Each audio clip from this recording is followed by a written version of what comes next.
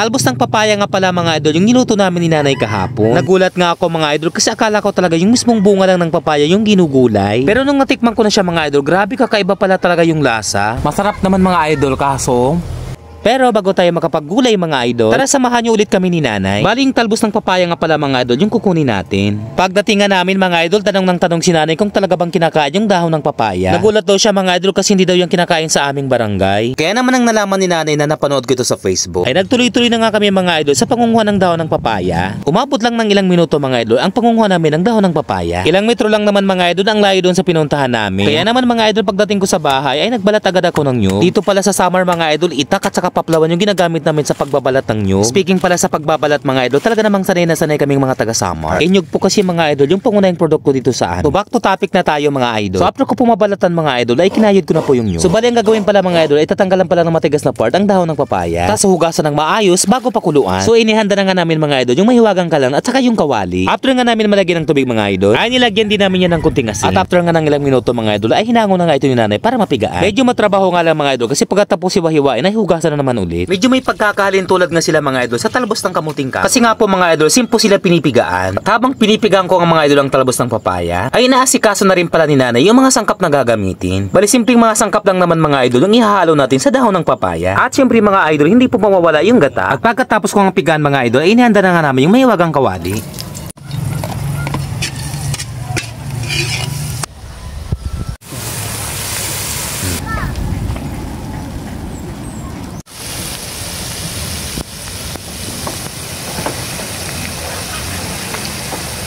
At nang maluto na nga mga idol, ay agad-agad ko na itong tinikman.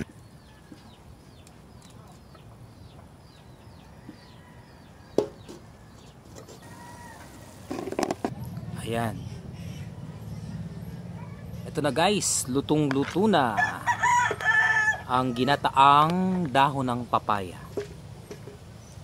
Tikman natin kung magustuhan natin yung lasa. Ayan o.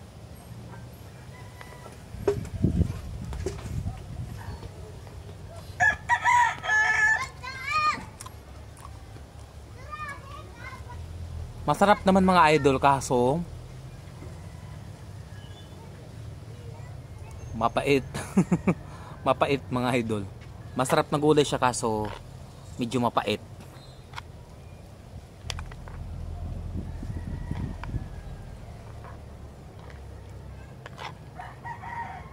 Ano, ang bango sana. Hato nga din natin. Malabay. Gatot pinang tiyaw. Akay